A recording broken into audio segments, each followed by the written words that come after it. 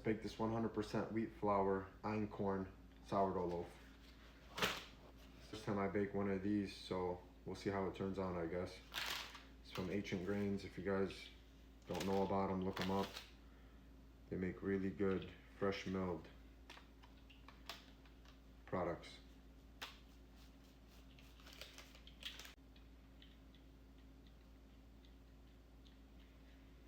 Let's get it into the oven.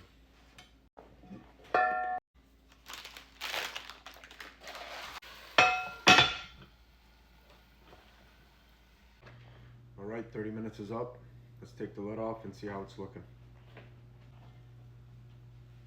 All